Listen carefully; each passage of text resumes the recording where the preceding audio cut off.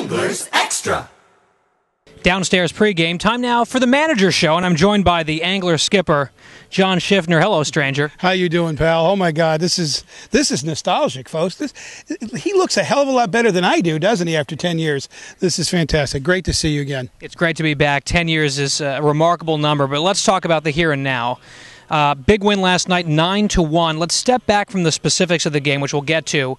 You had that tough loss here at home against Orleans on the 3rd, then back-to-back wins. Is that the type of moment that could be a turning point this season? It very well could be. It's very difficult to say right now, but as we told the kids last night, they've played 26 of 27 innings really, really well. The one inning on Tuesday night was just too bad. That happens sometimes, but we've been playing pretty good baseball. So I don't know if it's a turning point, but it's certainly, we want to get as many wins as we can. Last night was an important win. Tonight, equally as important. It's like I like to say, they're 4-pointers. They're 2 points that you get and 2 points the other team does not get in your own division. So, but I don't want to place any extra emphasis on it. It's still a ball game, and it doesn't matter if we're playing Cotulla, it doesn't matter if we're playing whomever.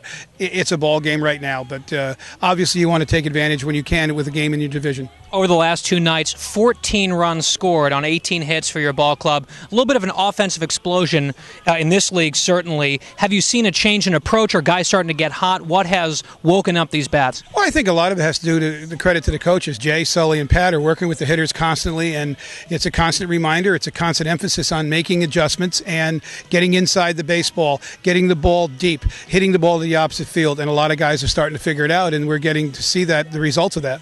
We would be remiss if we didn't talk about the other side of the score sheet, of course. The pitching, fabulous over 2 nights. 2 runs total against 2 pretty darn good baseball teams. Last night in particular, a really nice workmanlike performance by Tommy Lawrence. Gets the victory. Why was he so effective? Tommy mixes he's a 5-pitch pitcher. He'll throw a 2-seam fastball, 4-seam fastball, slider, curve, changeup. If you can throw those pitches for strikes, you're going to get a lot of people out because they can't sit on 1 or 2 pitches. They know you've got 5, so it makes it a lot easier. Plus, does that early lead add some confidence?